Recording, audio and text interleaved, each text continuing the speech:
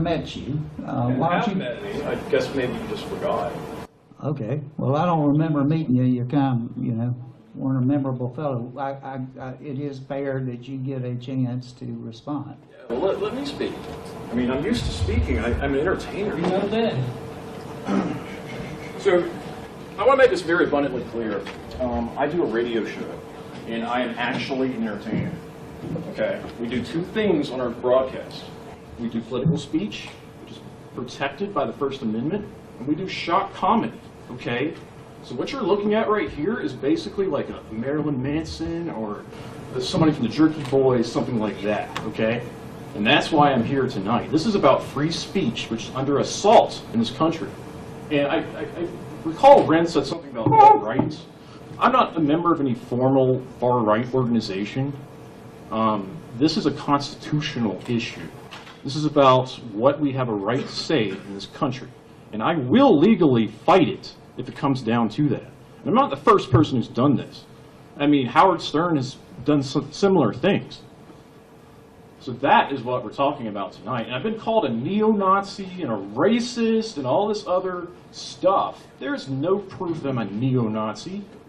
There's been a smear campaign against me by the Huffington Post, which is basically just a corporate mouthpiece for anti-fascist action, which is a far-left terrorist organization.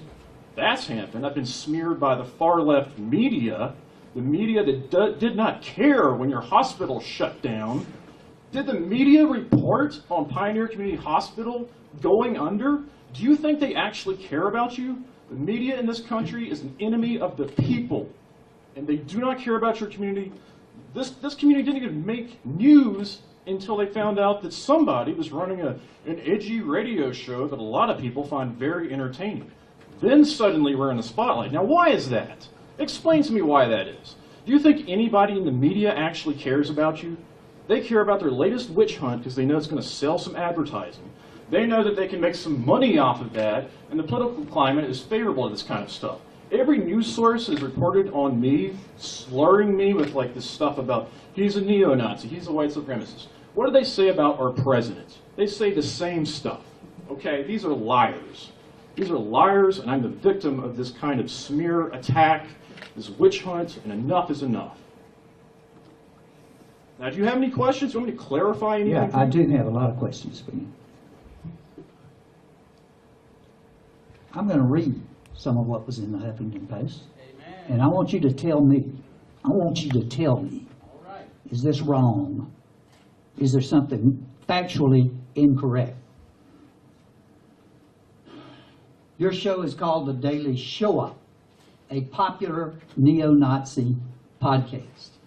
On the show, you regularly tell stories about being an EMT, often referring to your patients by racial slurs and comparing black patients to animals. Is that not a true statement? Okay, let me clarify that. That's a fictional character. None of those stories and nothing in there in any way represents reality. It's all made up. But it's made up in your mind. No, it's made up. Where's it made up? It's a segment, and you can tell by the music, the sound effects, and the fact it's used as a commercial break. We also have another segment called The Merchant Minute, which also features very edgy shock comedy, and that is also very clearly made up. I don't find anything entertaining, comedy, or funny it doesn't matter about it. what you find entertaining. Yes, it does. Audience thinks Yes, it's it funny. does. No, it doesn't. This does My matter. audience thinks it's funny. Okay? Did you say the heat brings out the wild in the Dindu, where Dindu is a racial slur for black people? Sure. Did you say that? Yeah, it's pretty funny. Did you say as winter approaches, you, hey, I got the floor, buddy.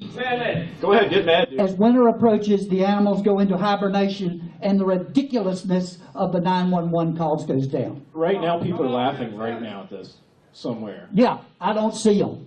You will. I've got a much bigger audience than you. I ran rescue around here for over 10 years. I took it very seriously. Everyone that I ran rescue squad with was a compassionate, caring human being.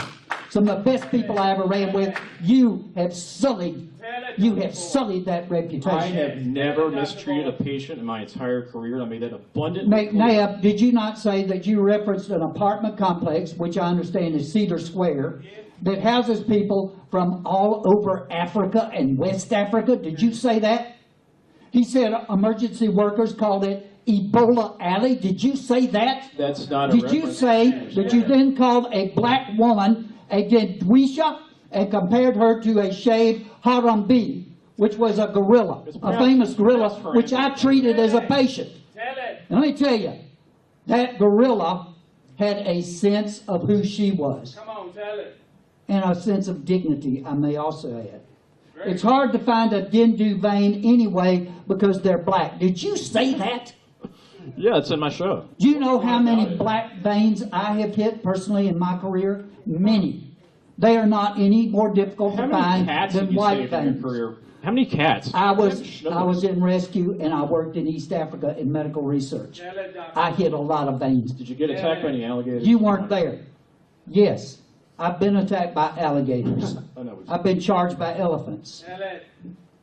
And I've put up with a lot worse than now that you've clarified that that's a comedy routine and that it's a that there was an unruly young African American male child running around in your whatever you call it, Dr. Narcan, terrorized that youngster with a needle and stabbed him in the arm using an improper needle size. Did you say that? Did you make that up? Do you think that's funny? I think it's funny. I don't. My audience thinks. And to even have a thought like that. They don't think you're funny, though. They don't think you're funny at all. To even have a thought like that is repugnant. You're talking about torturing children who are in your care.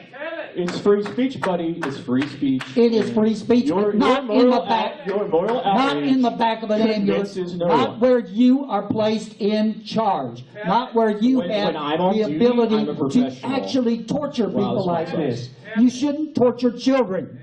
I've never. You shouldn't think about torturing children. I've done comedy routines. This is not comedy. I'm sorry that you don't think that's comedy, but my audience. No, this is racism. This is unadulterated racism, and it's Nazism. Yeah, you do. I'm but not a Nazi. Not in the back. Not in the back of an ambulance. Well, and if you're not a Nazi, you certainly subscribe to many of their views. Why don't you not dictate to me what my views are? You could start there. Well, I'm trying to find out if you have any. Well, so you're going to read through what a HuffPost smear piece says to find out about my views? I mean, you can tune into my show anytime. You can tune in we air Monday, Wednesday, and Friday. Feel free to tune in. TheRightStuff.biz. Check it out. I just don't think maybe you don't have a sense of humor. I don't think you should be in the back of an ambulance. Shut up! I'm a professional. That's it. That's it. That's right. We've heard your comments. Thank you very much. Now I'm going to tell you that I ran rescue for all those years with a lot of people. No, I've got to tell this. Never once did I hear anybody say, I saved a life. The system saved the life, not you. And the system doesn't need you. I'd like to say something to y'all. Please do. What you've done is you glorified this guy